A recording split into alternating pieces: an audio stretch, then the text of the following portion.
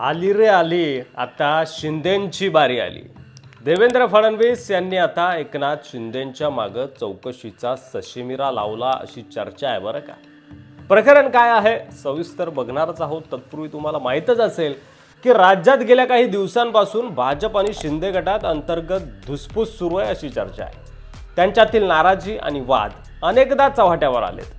महायुतीचं सरकार स्थापन झाल्यापासून मुख्यमंत्री देवेंद्र फडणवीस आणि उपमुख्यमंत्री एकनाथ शिंदे यांच्यात कोल्ड वार सुरू असल्याची देखील चर्चा राजकीय वर्तुळात रंगली आहे। नाशिक आणि रायगडमधील पालकमंत्री पदाचा तिढा अद्याप सुटलेला नाहीये।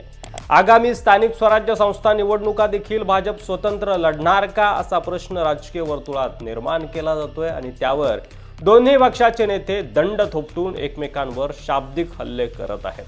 अशातच एकनाथ शिंदे स्वतःची स्वतंत्र कॅबिनेट घेतात। शिंदेंनी मंत्र्यांना फडणवीसांचे आदेश पाळू नका असं आवाहन केलं असल्याचा दावा देखील केला जातोय। एकनाथ शिंदे यांनी आपला स्वतंत्र वैद्यकीय कक्ष देखील सुरू केला म्हणतात। एकनाथ शिंदे म्हणजे पॅरलल सरकार, प्रति सरकार एकनाथ शिंदे चालवत आहेत असं बोललं जातंय। इथपर्यंत सगळं ठीक होतं, पण आता मुख्यमंत्री देवेंद्र फडणवीस यांनी एकनाथ शिंदेंनी दिलेल्या आदेशाची चौकशी करण्याच्या सूचना दिल्या आहेत आणि तेही उद्धव ठाकरेंच्या विनंतीवरून। उद्धव ठाकरेंची विनंती म्हणजे ठाकरे गटाच्या नेत्याच्या विनंतीवरून। काय आहे प्रकरण तर मुख्यमंत्रीपद, गृहमंत्रीपद, पालकमंत्रीपद, त्यानंतर आमदारांची सुरक्षा काढून घेणं असेल। तानाजी सावंत यांचा ताफा फडणवीसांनी कमी केला, बातमी बघितली असेलच तुम्ही। या आणि अशा अनेक प्रकरणावरून शिवसेना आणि भाजपमध्ये शीतयुद्ध सुरू असताना आता त्याचा पुढचा पडाव सुरू झाला असून दोन्ही पक्ष आता 900 कोटींच्या प्रकल्पावरून आमनेसामने आलेत। आता एकनाथ शिंदे यांनी मंजुरी दिलेल्या 900 कोटींच्या प्रकल्पाच्या चौकशीचे आदेश मुख्यमंत्री देवेंद्र फडणवीस यांनी दिल्याचं समोर आलंय। मुख्यमंत्री सचिवालयाकडून सिडकोच्या प्रकल्पांच्या चौकशीचे आदेश देण्यात आलेत। मुंबई पालिकेतील घनकचऱ्याचं टेंडर देखील रद्द करण्यात आलं अशी माहिती मिळते आहे आणि जालन्यातील सिडकोच्या प्रकल्पाची चौकशी करा असे आदेश मुख्यमंत्री सचिवालयाकडून देण्यात आले आहेत। जालना येथील सिडकोचा हा प्रकल्प 900 कोटी रुपयांचा असून याला एकनाथ शिंदे यांनी मुख्यमंत्री असताना मंजुरी दिली होती। शिंदेच्या काळातील अनेक प्रकल्प देवेंद्र फडणवीस यांच्या रडारवर असल्याचं सांगितलं जात आहे। त्यामुळे मुख्यमंत्री फडणवीस आणि शिंदे यांच्यातील कोल्ड वार सुरूच असल्याचं म्हटलं जातंय। जालन्यात 900 कोटींचा गृह प्रकल्प राबवण्यात येणार होता।